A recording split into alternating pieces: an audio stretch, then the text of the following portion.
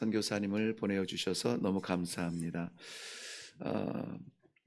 본문 말씀은 신약성경 골로새서 제1장 주보에서 좀 변경이 되었습니다. 신약성경 골로새서 제1장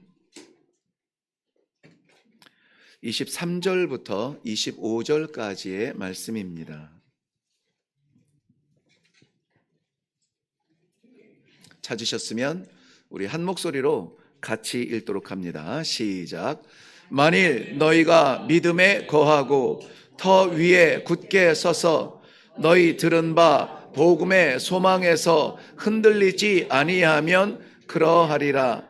이 복음은 천하 만민에게 전파된 바요 나 바울은 이 복음의 일꾼이 되었노라.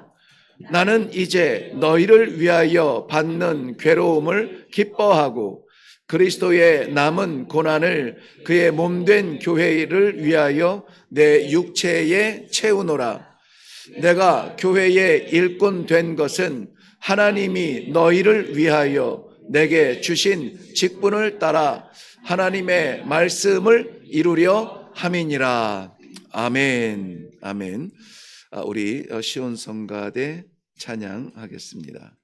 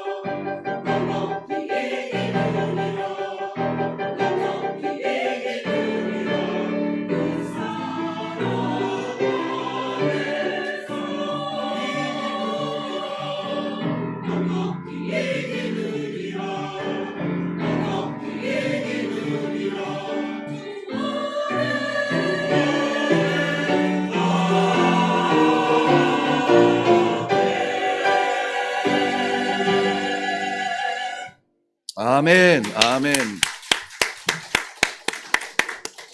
넉넉히 이기느니라. 이것이 바람이 아니라 우리의 간증이 되기를 바랍니다. 오늘 하나님께서 너무나 귀한 우리 선교사님을 보내주셨는데요. 지난 2월 달에 유라시아 선교 대회를 섬길 수 있도록 하나님께서 참 기회를 주셨는데, 그때의 그 유라시아 선교 대회를 정말 그 호롤단신 한국으로 건너와서 준비하는 그 고독한 선교사님을 만나게 하시고 함께 기도하게 하시고 일회교회를 통해서 이렇게 잘 섬길 수 있도록 그렇게 기회를 주셨습니다. 그런데 놀랍게도 이제 8개월 지났죠. 선교사님들은 잊지 아니하시고 늘 함께 힘을 써주신 일회교회를 생각하면서 감사한 마음을 잊지 않고 있습니다. 이번에 선교사님이 한국을 방문하면서 그 유라시아 지역 선교 그 지역에 있는 선교사님들과 마음을 합해서, 여러분 아마 이제까지 신앙생활하면서 이거는 처음 들어보셨을 거예요. 보통은 교회가 선교사님들을 어떻게 좀 돕고 베풀고 나누고 그렇게 해야 되는 존재로 해왔는데, 놀랍고 신선한 종교 개혁 주일에 정말 엄청난 개혁이 일어나는데요. 선교사님들이 감사의 마음으로 우리 일회교회 성도님들을 섬기고 싶다고 헌금을 하셨습니다. 네, 별로 안 놀라시네요. 있을 수 없는 일이 일어난 거예요. 우리 선교 역사에 제가 보질 못했어요. 우리 감사의 마음으로 박수부터 한번 쳐볼까요? 네네네. 그래서 늘 기억하고 있는 일회교회를 한번 인사차 방문하고 싶다고 해서 저희가 그 2월 달에 오셨을 때 너무 말씀의 은혜를 받았거든요. 이렇게 말씀에 진심인 선교사님을 만나기도 쉽지 않은데 인사만 받을 수 없습니다. 말씀을 전해주세요 해서 오늘 이렇게 말씀을 증거하게 되었습니다. 그때는 혼자 오셨는데 오늘 말씀의 힘을 좀 더 되게 하라고 같이 사시는 분을 보내주셨는데요. 하나님께서도 인정하시고 사람들을 통해서 그렇게 고백하게 했다고 하죠. 우리 선교사님이 태어나셨을 때 너면 됐다, 이제는 족하다, 그만 낳자 해서 이름을 말숙이라고 지었다고 해요. 우리 박말숙 선교사님 저 뒤에 계시는데 인사 한번 나누시고요. 네, 감사합니다. 감사합니다. 네, 고맙습니다. 이제 우리 선교사님 나오셔서 기도해 주시고 말씀으로 은혜를 나누어 주시겠습니다. 나오실 때 우리 할렐루야로 환영할까요?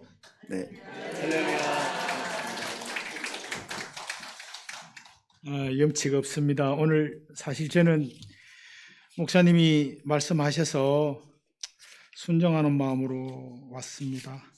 여러분 선교사가 목사님들 앞에서 설교하기가 얼마나 부끄러운지 아시죠? 또 설교를 하면 얼마나 잘 하겠습니까? 그냥 순종하는 마음으로 오늘도 세워주셨으니까 감당할 수 있도록 해달라고 기도하고 올라왔습니다. 제가 아까 담임 목사님께서 말씀하셨지만 제가 선교대회를 준비하면서 참 여러 가지 시간들을 보내면서 어려움이 참 많았습니다. 또 시험도 많이 들고, 선교지에서 한국에 나왔을 때는 저는 막 다 될 줄 알았습니다. 하나님이 막 겁나게 죄송합니다. 사투리 써서. 하여튼 풍성하게 역사하실 줄 알았습니다. 근데 현실은 그렇지 않더라고요. 근데 하나님께서 목사님을 이제 우리 유라시아 지역 선교위원장으로 이렇게 세워주시고 저하고 만났는데 그러시더라고요. 하나님께서 하나님의 일은 준비된 하나님의 사람들이 한다라고 말씀하시더라고요. 우리가 염려하고 걱정한다고 되는 것도 아니고, 우리가 하나님 앞에 준비된 하나님의 사람들을 만날 수 있는 것도 이 행사를 통해서, 이 대회를 통해서 우리들에게 주시는 하나님의 은혜일 수 있다, 이렇게 말씀을 해 주셨습니다. 그래서 큰 힘을 얻고 하나님 앞에 기도하면서 했는데, 제가 어떻게 보면 저는 이제 이 목사가 된지, 그리고 선교사가 된지 한 28년 차 정도 이렇게 됐는 것 같은데요. 제가 잊을 수 없는 참 몇몇 교회 중에 우리 일회교회가 제 안에 있습니다. 정말 저는 일회교회에 여기 계셔서 제가 입 바른 소리가 아니고 정말 감사하는 것은 하나님의 일은 하나님이 준비하신 사람을 통해서 한다. 큰 교회, 대형 교회, 막 돈이 많은 사람이 하는 것이 아니라 정말 하나님의 은혜를 받은 사람들이 준비되어져 있어서 그들을 통해서 하나님의 일을 하는 것을 보면서 선교사 저에게도 엄청난 은혜를 주셨고 깨달음을 주셨다는 사실입니다. 그래서 저는 이 일의 교회를 사실 저는 잊을 수가 없고 정말 어떻게 보면 제가 죽는 날까지 제 안에 정말 큰 은혜로 가지고 살아가고 싶은 그런 교회 중에 하나가 아닌가 이렇게 생각을 합니다. 그래서 저희가 작은 거지만 또 저희가 마음을 모아서 어떻게 하면 이렇게 제가 이번에 이제 또 그 지역 대표 회의 때문에 제가 나왔거든요. 겸사겸사 나왔는데 목사님을 만나 뵈니까 말씀을 드렸습니다. 저희가 감사하는 마음으로 제가 예배를 같이 드리고 위로를 받고 제가 돌아가겠습니다. 이랬는데 오늘 또 여러분들 앞에 설교자로 이렇게 서서 얼마나 죄송하고 부끄러운지 참 모르겠습니다. 그러나 감사합니다. 저희가 조그마한 마음을 모아서 감사를 하면서 여러분들 교회가 성도들끼리 떡을 좀 드셨으면 좋겠다 이렇게 생각해서 저희 유라시아 지역, 제가 하는 게 아니고 유라시아 지역 전교 선교사님들의 마음을 조금씩 모아서 같이 조금 이렇게 감사한금을 드렸습니다. 하여튼 너무너무 행복했고요, 감사했고요, 또 제가 잊지 않겠습니다. 하나님의 은혜 이거 있는 것은 하나님 앞에 큰 죄를 범하는 것이기에 일회교회가 보여주었던 아름다운 은혜, 그것을 저는 기억하면서 힘을 얻고 또 그것 때문에 또 복음을 전하는 일정의 그 일꾼으로 하나님 앞에 그렇게 살아가기를 소망하며 간구하며 기도합니다. 사실 이번 주간이 종교개혁 주간입니다. 우리 몽골에 있는 우리 장로교 신학교도 이 한 주간 동안 종교개혁 주간에 세미나를 하고 또 말씀을 전하고, 제가 있으면 제가 원래 이제 개회 예배, 그다음 중간에 이제 이렇게 강의도 하고 이러는데 지금 나와 있어서 그렇게 하지는 못해서 좀 안타까운 마음이 있지만 어제 목사님한테 말씀을 듣고 종교개혁 주간이 지금 이제 이기 때문에 제가 오늘도 말씀을 전하기 전에 잠깐 목사님께서 다 말씀을 가르치시고 전하고 하시겠지만 종교개혁이 우리에게 주는 진정한 성경적인 의미가 뭘까, 그런 생각을 좀 하게 됩니다. 그래서 제가 이 종교개혁 주간이라는 이야기를 듣고 책을 읽다가 저에게 중요한 말씀을, 어느 목사님의 글이지만 중요한 말씀을 하나 저에게 감동되게 주셔서 이 말씀을 먼저 여러분들에게 좀 한번 나누면서 말씀을 전할까 그렇게 생각합니다. 여러분, 성경적인 신앙이란 무엇일까? 이 책에는 이렇게 합니다. 성경적인 신앙이란 하나님 중심에서, 다시 말하면 하나님 말씀에서 세상을 보는 영적 시각이 성경적인 신앙이다, 이렇게 말씀을 기록해 놨더라고요. 제가 이 말씀을 읽으면서 깜짝 놀랐습니다. 사실 우리가 목사로 살면서 얼마나 많은 말씀들을 듣고 또 읽고 했지 않겠습니까?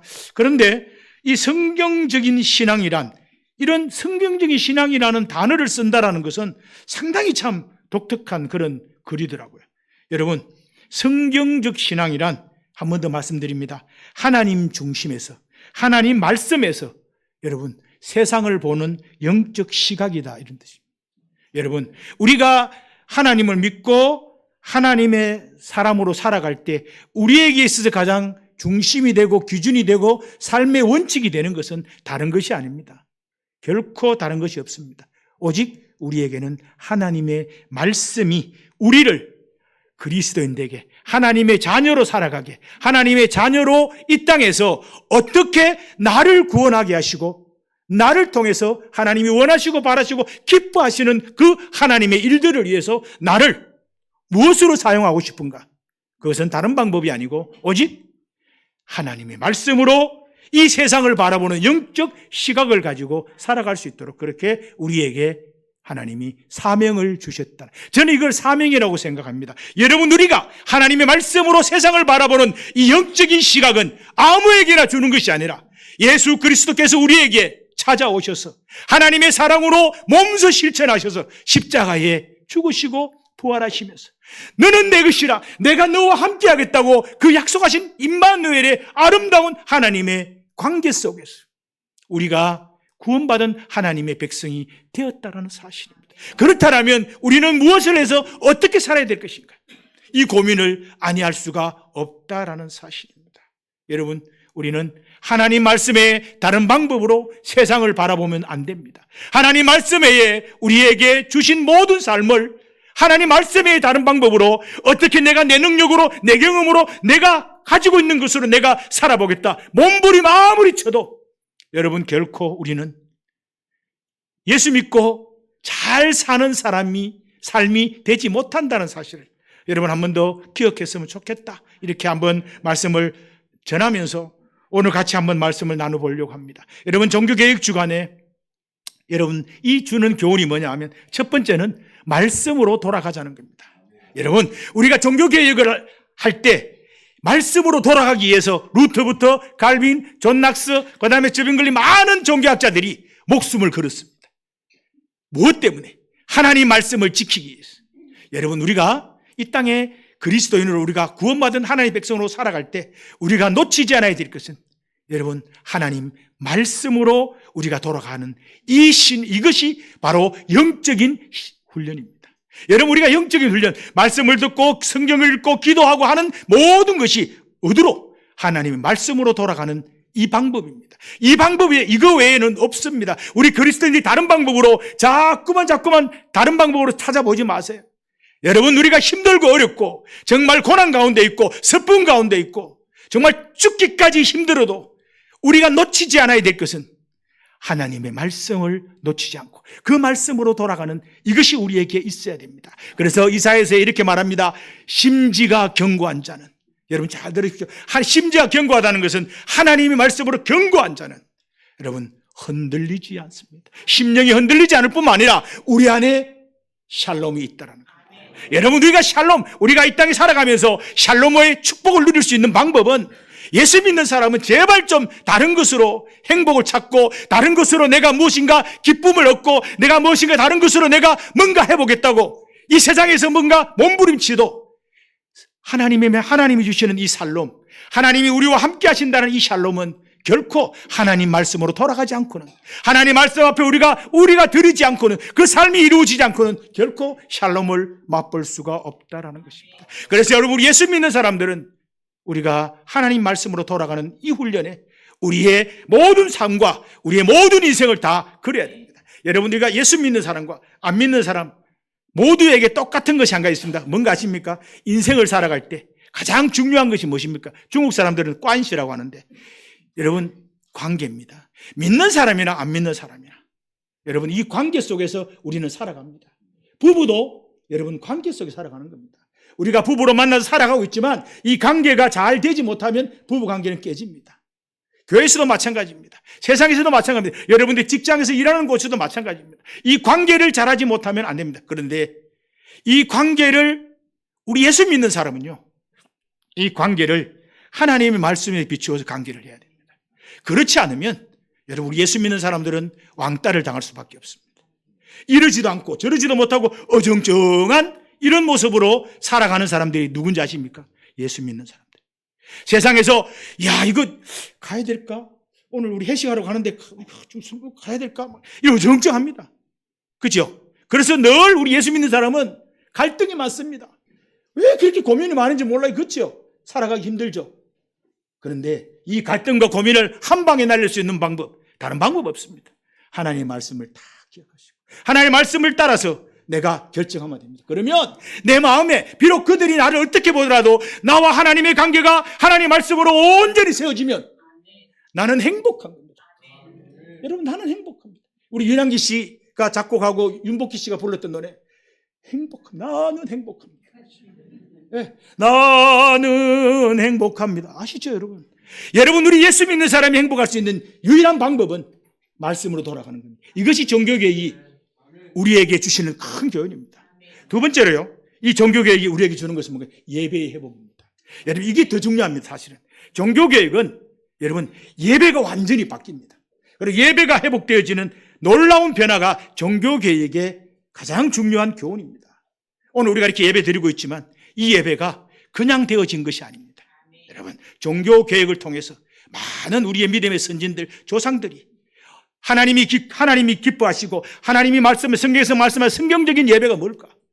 이것을 만들어서 이 예배를 회복시키고, 그래서 우리가 우리가 푸른 우리 이대교회 오니까 참 깜짝 놀랐는데, 집사님이 나오셔서, 목사님이 사회 안 하고 집사님이 나오셔서 하고, 이렇게 소통하는 예배.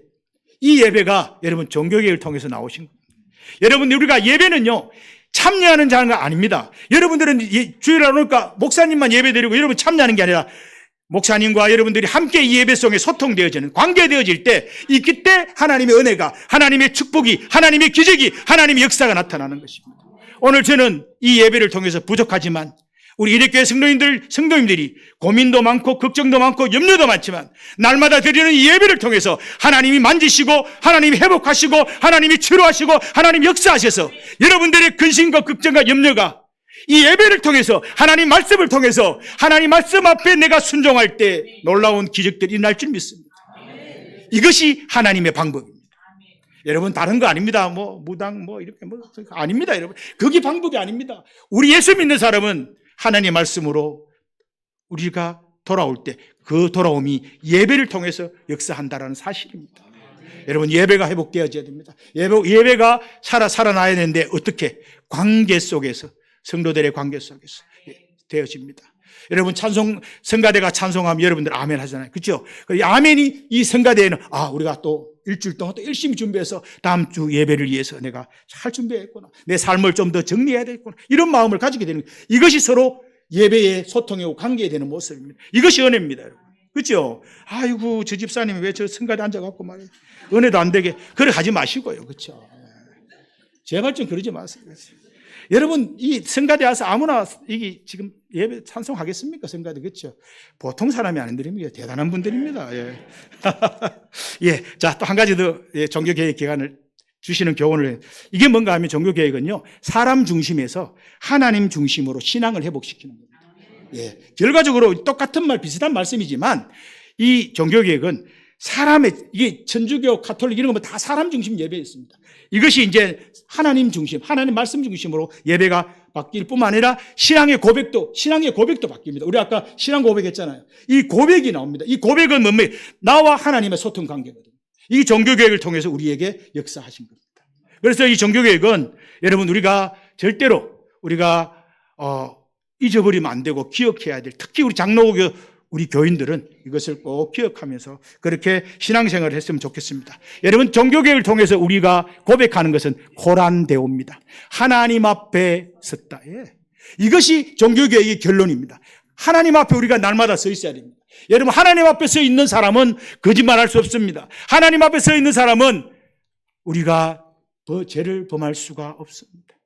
하나님 앞에 서 있다라는 이 중요한 신앙의 고백이 우리의 삶의 고백이고, 우리가 예수 믿고 구원받고 죽는 날까지 하나님 앞에 그리스도인으로 살아가는 중요한 신앙의 고백이 되어야 됩니다. 그렇게 되면 만사형통입니다. 네. 조금 이따 그 만사형통에 대해서 잠깐 제가 말씀드리겠습니다만, 예. 그래서 오늘 제가 이제 이 본문으로 들어갑니다. 서론이 너무 길어서 죄송합니다. 오늘 본문 말씀을 시작하기 전에 제가 이 본문을 통해서 골로새서 1장 23절 25절 말씀을 통해서 저에게 주셨던 은혜였습니다. 뭐냐 하면, 제가 선교사로서 한 5년 6년째 지금 선교 사역을 하다 보니 이제 은퇴할 때도, 저희도 70이 은퇴거든요. 은퇴할 때도 얼마 안 남았고 제가 생각보다 나이가 많습니다. 그래서 은퇴할 때가 곧 됐습니다. 그래서 이 고민을 많이 했습니다. 저 은퇴할 때까지 어떻게 할 건가? 은퇴하고 나서 내 한국에 돌아서 어떻게 살아갈 것인가? 이 고민을 많이 하게 됐습니다.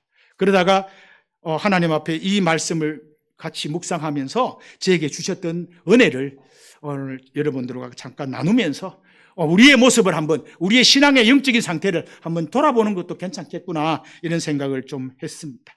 여러분, 첫 번째 제가 드리고 싶은 질문은 이겁니다. 우리가 예수 믿기 전과 예수 믿고 난 후에 어떤 변화가 우리들의 삶 속에서 있었는가? 이 질문입니다.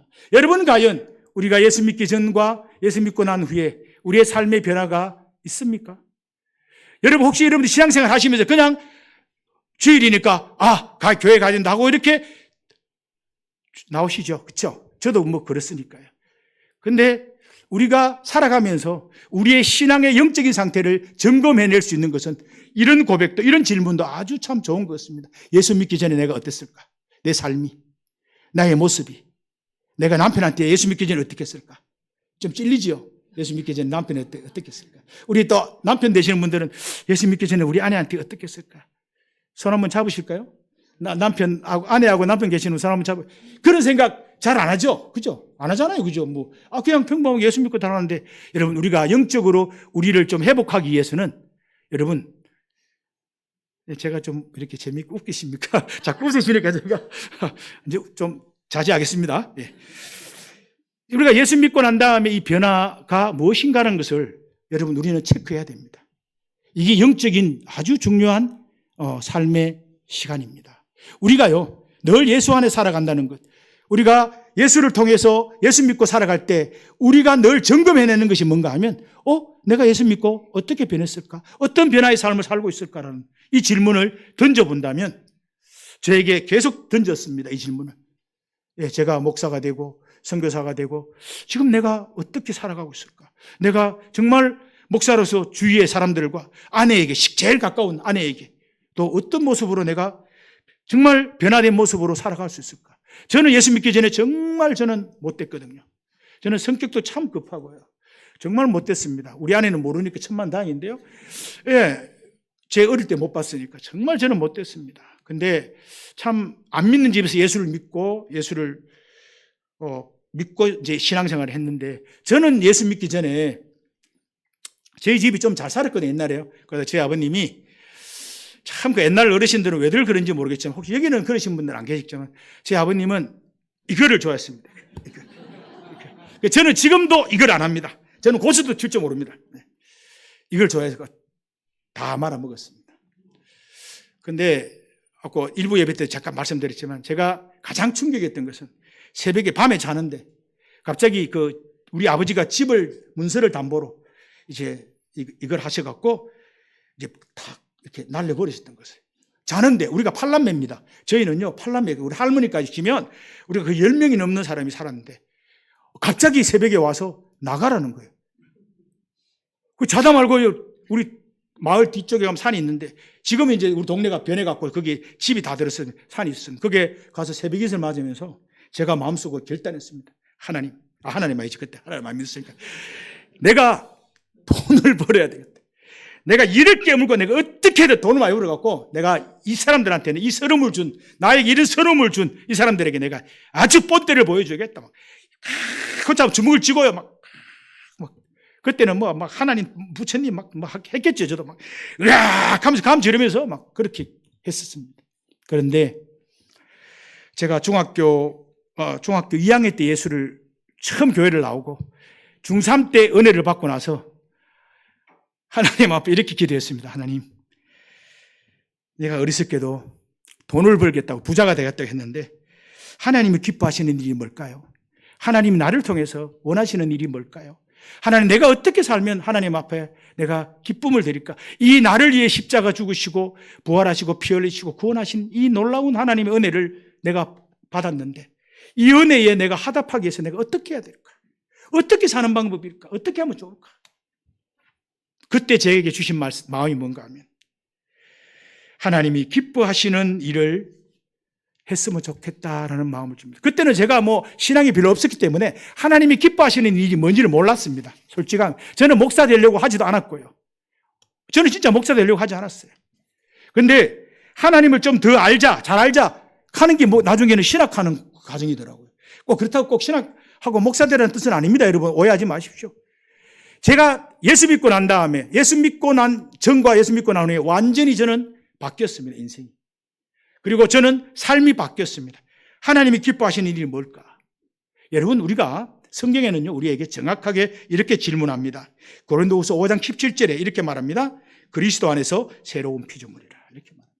여러분, 우리는요, 아담과 하와가 죄를 범하고 그 죄로 인해서 하나님 앞에 쫓겨났지만, 그러나 하나님은 그때부터 그 영혼을, 하나님이 창조하신 아담과 하와를 사랑하셔서 그들에게 이제 약속합니다. 내가 너를 다시 구원케 하겠다. 너를 다시 하나님의 기쁨이 되도록 하겠다. 그래서 아담에게 이제 가죽 옷을 입히시고 이제 그 아담을 위해서 쭉 진행되는 것이 뭔가 하면, 구원의 계획이 진행되는 것이 뭔가 하면 구약성경입니다. 구약성경은 구원이 무엇인가, 구원을 이루어가는 과정을 구약성경에서 쫙 다 보여주시는 겁니다. 거기에 애굽 출애굽도 있고 다 이렇게 있는 과정이 다 거기에 있습니다. 그리고 드디어 신약에 와서 그 하나님의 구원의 과정을 이루는 예수 그리스도가 이 땅에 오시고 이제 그 구원의 결과를 만들어냅니다. 그리고 거기에는 하나님의 사랑이 숨어 있었습니다. 그리고 이렇게 이야기합니다. 서로 사랑하라. 여러분, 우리 성경은요, 성경은 우리에게 야, 너 혼자 잘 먹고 잘 살아, 이렇게 성경은 우리한테 말하지 않습니다. 성경은 서로, 우리, 함께 이렇게 이야기합니다. 여러분, 이거 기억하셔야 돼요. 여러분, 우리 예수를 잘 믿는 방법, 여러분, 나 혼자 잘 믿고 나 혼자 잘 살고 나 혼자 잘 먹고 나 혼자 행복하면 땡, 이게 아닙니다. 절대로 성경은 우리에게 그렇게 말하지 않습니다. 우리와 함께, 예, 너와 내가 함께, 서로 함께, 이겁니다, 여러분. 그래서 여러분 이렇게 말합니다. 서로 사랑하라. 어떻게 사랑하라? 내가 너희를 사랑한 것 같이 사랑하라. 여러분, 정확하게 하나님은 사랑하는 방법까지도 우리 그리스도인에게 정확하게 가르쳐줍니다. 여러분, 우리가 구원받았다는 것은 우리의 신분이 바뀌어졌을 뿐만 아니라, 여러분, 이 신분이 바뀌어졌을 뿐만 아니라 어떻게 살아가야 되는지, 구원받은 백성들이 어떻게 살아야 되는지를 정확하게 우리에게 말씀하고 있습니다. 너희는 사랑하되 내가 너희를 사랑한 것 같이 사랑하라. 그래서 여러분, 받는 것보다 사도행전에 뭐라고요? 주는 것이 더 복이다. 그렇게. 여러분, 우리가 예수 믿고 난 다음에 이 변화가 우리 속에, 삶 속에 나타나야 됩니다. 여러분, 전도하시기 원하시죠? 정말 어렵습니다. 그렇죠? 뭐 주여 하잖아요. 전도하시기 어렵다는 뜻이에요. 예, 선교사님 또 왜 저런 말씀하실까? 예, 전도하기 어렵습니다. 정말 이거 참 요즘처럼 우리 기독교인들이 이 대한민국에서 참 인기 없는 직업 중에 목사가 들어간다 그러잖아요.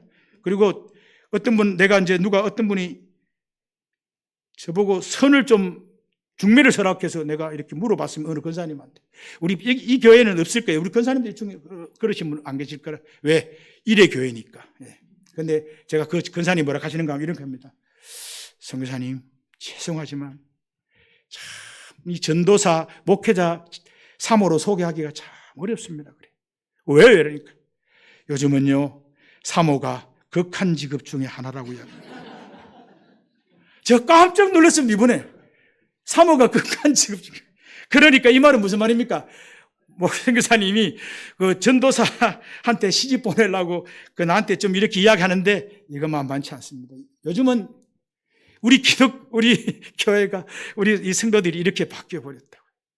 참 여러분, 전도하기 어렵습니다. 그런데 이 어렵고 힘든 전도를 성경은 우리에게 뭐라 합니까? 하라고 이야기합니다. 그렇죠? 때를 얻든지 못 얻든지 전도하라고. 예. 자, 그렇다면 여러분, 전도해야 되지요. 어찌 보면 우리가 예수 믿는 우리가 이 땅에서 구원받고 살아갈 때 중요한 그 삶의 고백이, 어찌 보면 하나님께서 우리를 구원하고 우리를 대신해서 이 땅에서 하나님의 나라와 하나님의 뜻을 이루어 가도록 하기 위해서 우리를 구원시켰단 말이에요. 그러면 우리는 그 삶을 살아야 돼요. 그 중에 하나가 참 복음을 전하는 전도입니다. 쉽지는 않습니다. 그런데 저는 이렇게 생각합니다. 전도는 밖에서부터 안으로 되는 것이 아니고 안에서부터 밖으로 나가는 것이 전도라고 생각합니다. 그래서 여러분, 우리가 전도를 하려면 내가 먼저 하나님 앞에 변화되어야 됩니다. 내가 먼저 예수 믿고 구원에 대한 확신뿐만 아니라 신앙생활을 통해서 내가 나에게 주시는 은혜의 확정이 나한테 없다면 여러분, 우리는 삶 속에서 그리스도를 드러낼 수가 쉽지 않습니다. 여러분, 우리가 내가 믿음의 확정이 없고 내가 구원의 확정이 없고 내가 소명의 확정이 없는데 어떻게 여러분 예수 믿으라고 이야기할 수 있겠습니까? 못하죠. 여러분, 우리는 이 변화된 삶이 우리에게 분명히 있어져야 됩니다. 그래야지 우리는 이제 다른 사람을 향해서 손을 내밀 수도 있습니다. 다른 사람을 향해서 내가 다가갈 수 있습니다. 다른 사람을 향해서 내가 기도할 수 있습니다. 내가 다른 사람을 향해서 눈물을 흘릴 수가 있는 겁니다. 또 그리고 그 영혼들을 위해서 내가 몸부림치는 나의 그 변화가 우리 삶 속에서 나타나기 시작하게 된다는 겁니다. 내가 변화돼야 됩니다. 여러분, 내가 변화 안 되고 남편 전도하려고 하면 그거는 정말 나쁜 사람입니다. 제발 그런 사람 되지 마세요. 내가 먼저 변화되고, 내가 먼저 남편에게 본이 되고, 내가 먼저 이웃에게 본이 되고, 내가 먼저, 여러분, 제발 좀, 목사님들 이야기 말씀 많이 들었죠? 콩나물 사러 가서 말이에요. 10원 깎으려고 막. 그러지 마세요, 그냥. 1,000원 가면, 오케이, 1,000원 딱. 예. 여러분, 이게 우습게 보이지만요. 여러분, 예수 믿는 사람은 뭔가 달라야 됩니다. 우리가 이 땅에서 살아가지만 우리는 예수 믿는 사람입니다. 비록 우리는 이 땅에 살아가지만 우리는 예수 믿는 사람으로 살아가야 될 중요한 사명을 가지고 있습니다. 이것을 놓치면 안 됩니다. 그래서 여러분, 우리 예수 믿기 전과 예수 믿고 난 후에 우리가 어떤 변화가 있었는가, 이거를 우리가 날마다 영적으로, 또 그리고 예배 시간에 말씀을 듣고 우리가 이 말씀을 들으면서 우리가 맨날 이 말씀을 점검해내야 됩니다. 그럴 때 비로소 우리의 삶의 변화와 그것이 말씀의 능력이 되어서 여러분, 세상을 변화시키는, 세상이 감당치 못하는 그런 믿음의 사람으로 우리가 세상을 향해서 우리가 우뚝 서게 되는 정말 위대한, 그리고 강하고, 그리고 담대하고, 그리고 정말 넘어뜨릴 수 없는 그런 사람의 모습으로, 영적인 사람의 모습으로 세상을 향해서 우리가 눈빛을 들고 움직이게 될 수 있다라는 사실입니다. 여러분, 우리가 이것을 한 번씩 점검해내기를 주의 이름으로 부탁을 드립니다.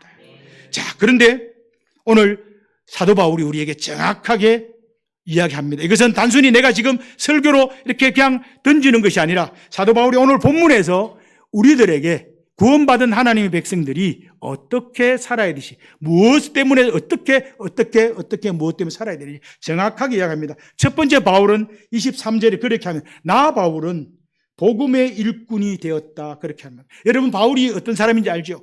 바울이 바울 되기 전에 사울은 예수 믿는 사람을 잡아서 감옥에 넣고 두들겨 패고 예수 믿는 사람들을 처치하는 아주 무서운, 예수 믿는 사람들에게는 무서운 사람이었습니다. 그런데 그가 다메섹에서 부활하신 예수님을 만납니다. 이거 이야기는 다 아는 거지만 말씀을 드립니다. 만나고 난 다음에 사도 바울은 예수님 믿기 전과 예수님 믿고 난 다음에 사도 바울은 완전히 달라집니다. 그때부터 사도 바울은 이렇게 고백합니다. 나는 복음의 일꾼으로 하나님이 나를 불러주셨다. 여기에 자기의 인생을 겁니다. 자기의 모든 삶을 여기에 맞춥니다. 그러니까 바울의 삶의 초점이 내가 하나님이 나를 복음의 일꾼으로 나를 구원시키셨다는 데 딱 초점 맞추고 그 삶을 갑니다. 그런데 여기에 끝이 아닙니다. 이거는 바울 자신의 변화입니다. 그런데 성경은 여기에 끝이 아니라 더 나아가게 합니다. 우리가 복음의 일꾼으로 우리가 부르심 받았습니다. 우리가 소명 받았습니다. 우리가 그렇게 은혜 받았습니다. 그런데 끝이 아닙니다. 우리가 구원받은 사람이 어떻게 살 것인가? 하나님의 교회를 어떻게 섬길 것인가? 세상을 향해서 우리가 믿는 사람이 어떻게 살 것인가를 사도 바울은 오늘 25절에 정확하게 다시 한번 우리에게 체크해냅니다. 한번 보십시다. 내가 교회의 일꾼이 된 것은, 자, 교회의 일꾼이 된 것은 하나님이 너희를 위하여 내게 주신 직분을 따라. 여러분, 교회에 받는 여러분 직분, 이거요, 무엇 때문에? 교회의 일꾼으로 여러분들이 섬기는 자로, 충성하는 자로, 그렇게 일하라고, 하나님의 나라를 위해서 일하라고 여러분 우리에게 주신 직분이에요. 여러분, 집사님들, 죄송합니다, 장로님들, 우리 일회교회는 그런 분들이 없지만 다른 교회 가보니까 막, 장로님 되시고 막 이러면 교회들한테는 이게 어디서 나오는가 제가 가만히 봤더니 몽골에 저희 교회가, 우리 지금 선교사님들 같이 파송한 선교사님들 계시는데, 몽골에 제가 처음에 교회를 세워서 막 교회 일꾼들을 세우잖아요. 근데 세례받기 전에는 정말 잘해요. 일을 막 정말 열심히. 세례 딱 받고 나니까 갑자기 바뀌는 거예요. 교회 와서 청소 안 하고 옛날에 빗자루 청소, 이러는 거예요. 깜짝 놀랐습니다. 세례를 받았는데. 완전히 신분은 바뀌었죠. 세례 받았으니까. 그건 감사한데. 교회에서 이렇게 하라고 세례 준 건 아닌데. 더 열심히 하라고 세례를 준 건데. 몽골 교인들이 세례 받고 나면 하면서 저한테도 목사님 예, 알겠습니다. 여러분, 오늘 사도 바울이 정확하게 우리에게 이야기합니다. 여러분, 교회의 일꾼이 된 것은 그냥 일꾼으로 충성만 하는 것이 아니라 좀 더 하나님의 나라를 위해서 우리가 직분을 교회가 허락한다는 거죠. 이 직분을 줄 때는 여러분 직분에 감당하는 삶을, 사명을 우리가 살아야 돼. 그래야지 여러분 복을 받습니다.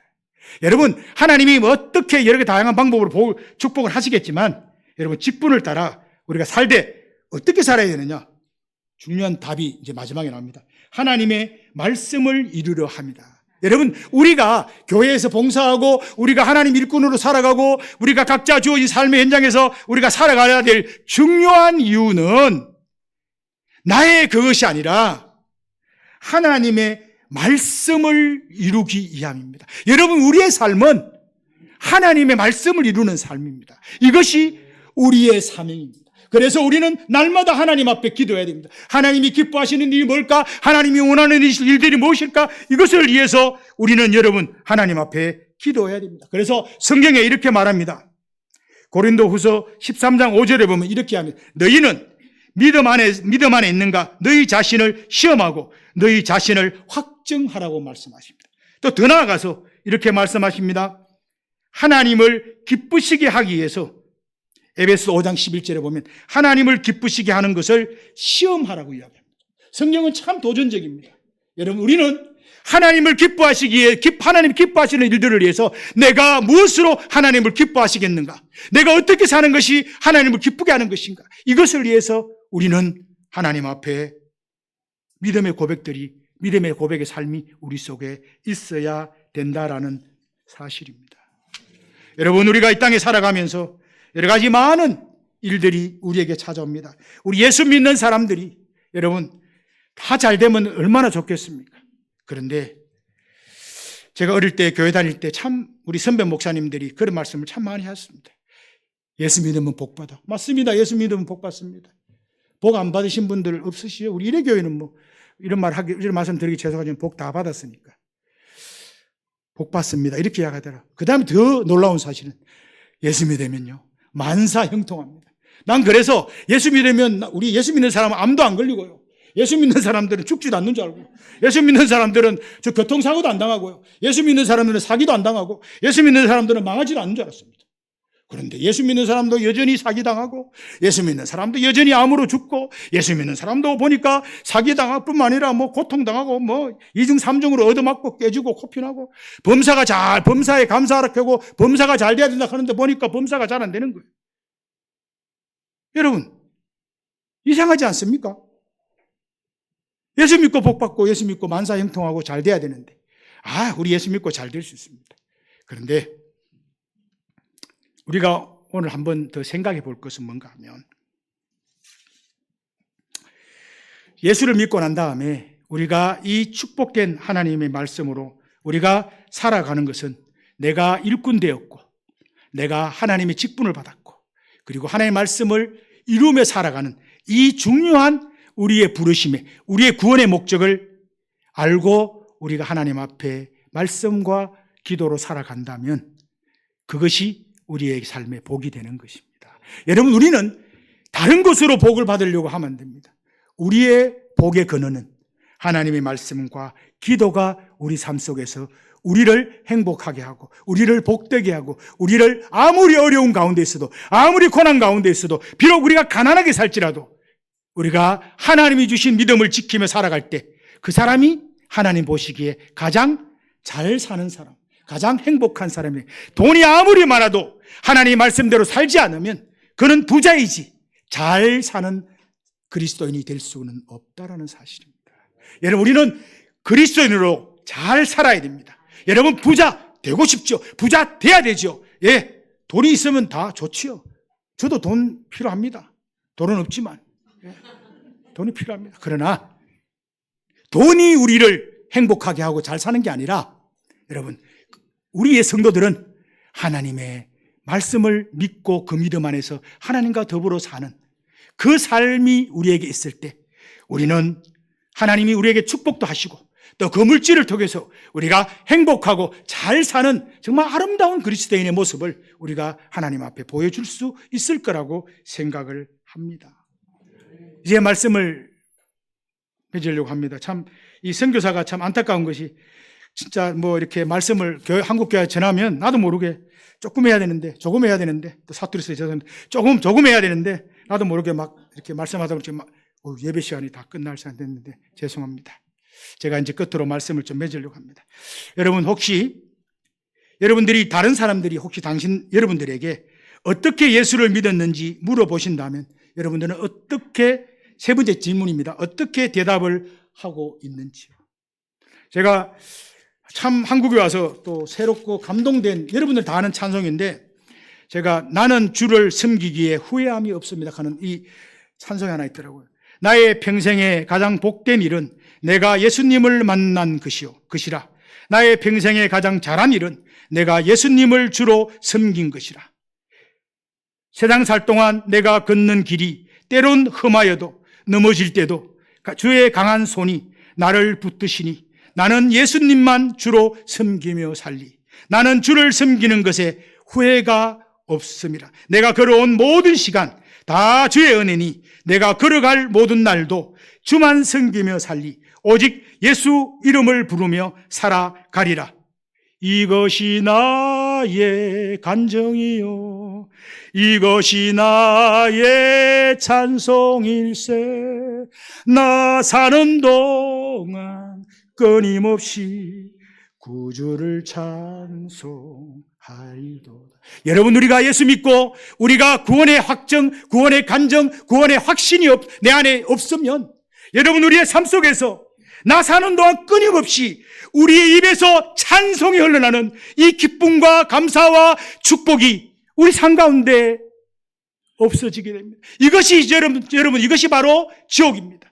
이것이 바로 절망이요. 이것이 바로 사탄이 가장 좋아하는 기쁨이 되는 겁니다. 여러분 우리는 사탄을 기쁘게 하면 안 됩니다. 우리의 삶은 내가 주로 인해서 기뻐해야 됩니다. 내가 주로 인해서 날마다 끊임없이 어떠한 상황이 되어도 어떠한 고난이 와도 정말 나는 주님을 만난 것에 후회함이 없기에 내 입이 비록 힘들고 가난하고 어렵고 정말 하루 먹고 살기 힘들어도 내 입에서 찬송이 끊어지지 않는 그 자가 진정 그리스도인으로 행복한 자예요. 그가 축복된 자라는 사실. 여러분 돈이 아무리 많아도 맨날 하나님 말씀 그 잠언서에 다 나와 있는 말씀입니다. 그 삶은 불행한 삶입니다. 사탄이 좋아하는 삶입니다.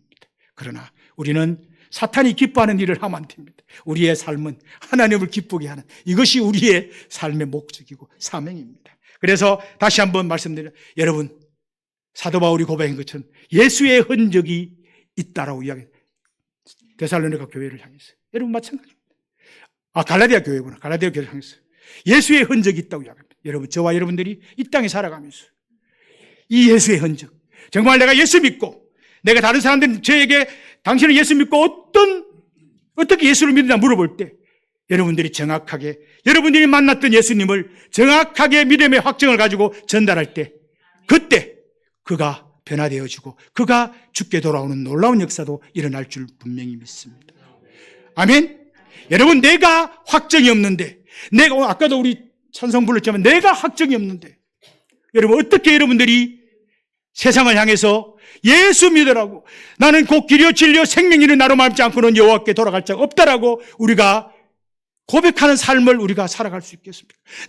내가 없는데 여러분 내가 먼저 그 확정 안에서 우리가 믿음으로 고백하면서 세상을 향해서 여러분 우리가 나아갈 때 여러분들의 주위, 여러분들의 가정, 여러분들의 상황들이 변화될 줄 믿습니다. 여러분들이 직장이 변화될 줄 믿습니다. 여러분 두려워하지 마십시오. 염려하지 마십시오. 내가 걱정하고 두려워하고 염려하는 것은 하나님 말씀을 떠나 살까?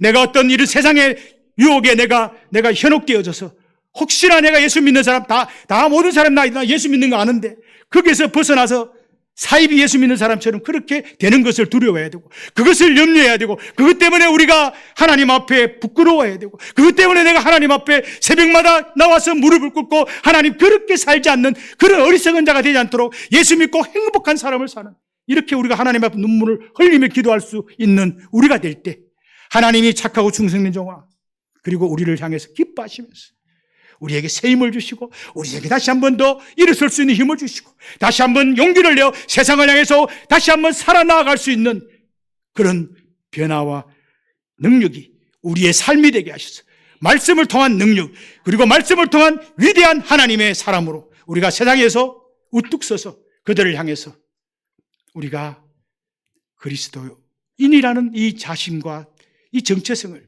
전할 때, 그런 아름다운 그리스도인의 향기의 삶을 우리가 살아갈 때, 여러분, 세상은 분명히 변화됩니다.